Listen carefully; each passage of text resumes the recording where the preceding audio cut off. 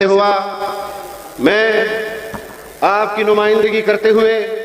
گزشتہ 5 سال اقتدار کی راہداریوں میں آپ کی ذمہ داریاں ادا کرتے ہوئے وہاں پر یہ باتیں سنتا تھا کہ جب 2018 کے بعد انتخابی نتائج آنے کے بعد اس کو تسلیم کرنے سے جمعیت علماء اسلام کی قیادت نے انکار کیا، وہاں پر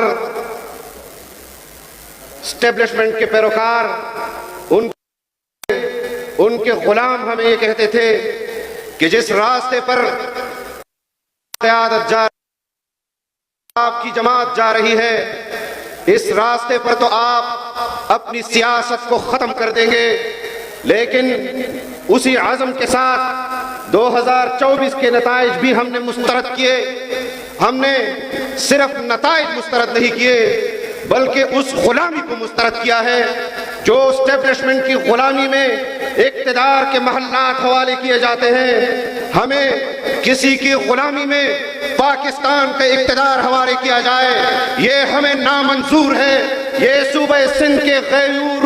مسلمانوں کو نامنظور ہے، یہ خیبر پختونخوا کے غیور مسلمانوں کو نامنظور ہے، یہ بلوچستان کے غیور مسلمانوں کو نامنظور ہے، یہ پنجاب کے غیور مسلمانوں کو نامنظور ہے۔ ہم تمہارے ایسے اقتدار کو جو تمہاری غلامی میں قبول کیا جائے جوتے کی نوک پر رکھتے ہیں، اور یہ پیغام تمہیں میرپور خاص سے دے رہے ہیں کہ ہم قیامت تک تمہارے ساتھ لڑنے کا جذبہ رکھتے ہیں، لیکن تمہاری غلامی قبول کرنے کے لیے تیار نہیں ہے اور نہیں انشاءاللہ کبھی تیار ہوں گے۔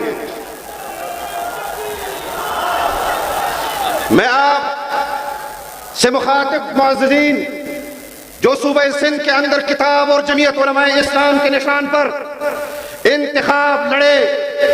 آپ کی ووٹوں کی تائید ان کو حاصل ہوئی، آپ نے اپنے ووٹوں سے ان کو جتوایا، لیکن وہ فہرستیں جو ووٹوں کی صورت میں آروں نے بنانی تھی وہ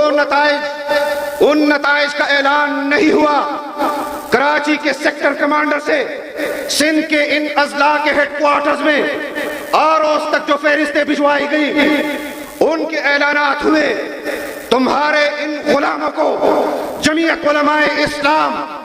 کے کارکن ہی نہیں، صوبہ سندھ کے یہ غیور مسلمان جو مولانا عبدالکریم بیر شریف کے پیروکار ہیں، جو مولانا سراج احمد امروٹی کے پیروکار ہیں، جو ڈاکٹر خالد محمود سومرو کے پیروکار ہیں، جو مولانا مفتی محمود رحمہ اللہ کے پیروکار ہیں، جو حضرت مدنی کے پیروکار ہیں، جو حضرت شیخ الہند کے پیروکار ہیں، قائد جمعیت بدل حریت حضرت مولانا فضل الرحمان کی قیادت میں تمہارے سیکٹر کمانڈر کے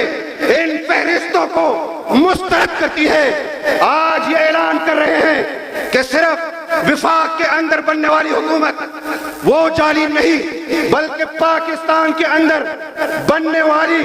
5 حکومتیں، چاہے وہ صوبہ سندھ کی حکومت ہو، چاہے وہ صوبہ پنجاب کی حکومت ہو، چاہے وہ صوبہ بلوچستان کی حکومت ہو، چاہے وہ خیبر پختونخوا کی حکومت ہو، یہ حکومتیں عوام کے ووٹ سے منتخب حکومتیں نہیں ہیں، یہ جعلی حکومتیں ہیں۔ اصلی حکمرانوں نے اپنی مرضی کے احکامات اور پالیسی کے لیے ان نقلی حکمرانوں کو آگے کیا ہوا ہے، لیکن آج ملک جن بحرانوں سے گزر رہا ہے، ملک کا اقتدار جس طرح کا اقتدار ملک کے حکمرانوں کے پاس ہے، میں آپ کے وساطت سے ان سیاسی رہنماؤں کو بھی یہ پیغام دینا چاہتا ہوں کہ مجھے آپ کے ساتھ دلی ہمدردی ہے۔ کوئی اپوزیشن میں جبرن بٹھایا جاتا ہے، آپ کو اقتدار میں جبرن بٹھایا گیا ہے۔ میں آپ کی مجبوریوں کو جانتا ہوں، میں تسلیم کرتا ہوں۔ قوم آج ہر مرحلے پر حکمرانوں کے اوپر تبصرہ نہیں کرتی بلکہ قوم آج اسٹیبلشمنٹ کو اسٹیبلشمنٹ کے اوپر تبصرہ کر رہی ہے، فوج کے اوپر تبصرہ کر رہی ہے۔ بلوچستان کے اندر امن و امان کا مسئلہ آتا ہے تو صوبائی حکومت ڈسکس نہیں ہوتی، وفاقی حکومت ڈسکس نہیں ہوتی۔ فاٹا کے اندر امن و امان کا مسئلہ ہے،